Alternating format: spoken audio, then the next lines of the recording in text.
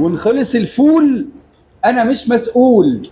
السلام عليكم ورحمه الله وبركاته، اهلا بكم اعزائي المشاهدين في حلقه جديده من برنامج سر الصنعه. النهارده هنشوف مع بعض اسرار نجاح عمايل الفول. قول لي بقى يا ابو ياسين، بدايه رحله الفول وسر نجاحه من اول حبه الفوله دي ايه بقى؟ هو سر النجاح في الفول ان الفول يكون بلدي. طبعا بيجي شوال الفول او شكاره الفول زي ما حضرتك شايف.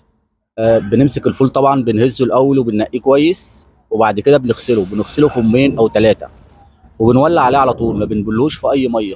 الفول بيتهز وبيتنقى وبيتغسل. تمام. بيتغسل مرتين وثلاثه. مش بيتنقع؟ مش بيتنقع، بيتغسل الفول بس. مش بيتنقع في ميه، هو بيتغسل بس. تمام. بيتغسل وبنولع عليه. وطول ما الفول بلدي ما بياخدش نار كتير، بياخد 4 ساعات بيكون الفول مستوي و100 فل و14. بيتحط بقى في القدره بتقول لي 3 4 ساعات. اه. طيب في ناس بقى بتقول لك احنا بنحط عليه عدس، في وصفات كتير بقى كده انت بتشوف. بيحطوا عليه عدس، بيحطوا عليه مش عارف ايه الحاجه، رز. انت بقالك كام سنه في المهنه؟ انا بقالي 18 سنه في المهنه. 18. طب قول لنا بقى خلاصه المهنه.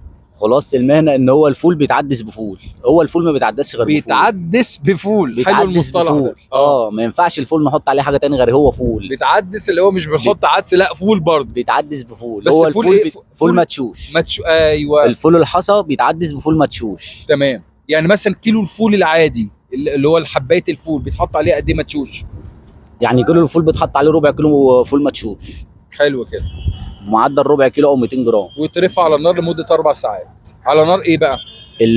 الفول في حاجه هقول لك عليها. الفول المدشوش ما بنحطوش في القدره غير بعد ما الفول الحصى يستوي.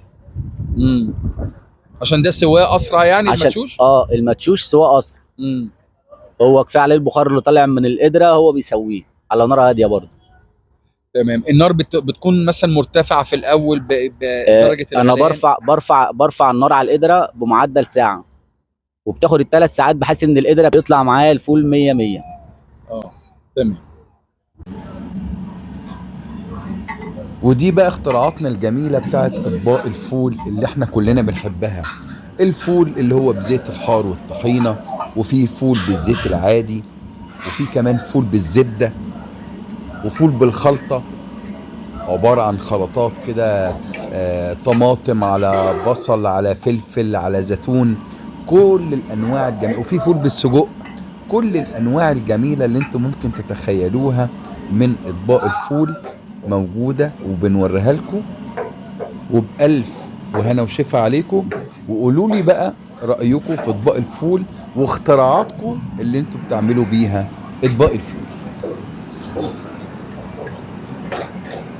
يا رب تكونوا استمتعتوا معانا النهارده من حلقه برنامج سر الصنعه. شكرا والسلام عليكم ورحمه الله وبركاته.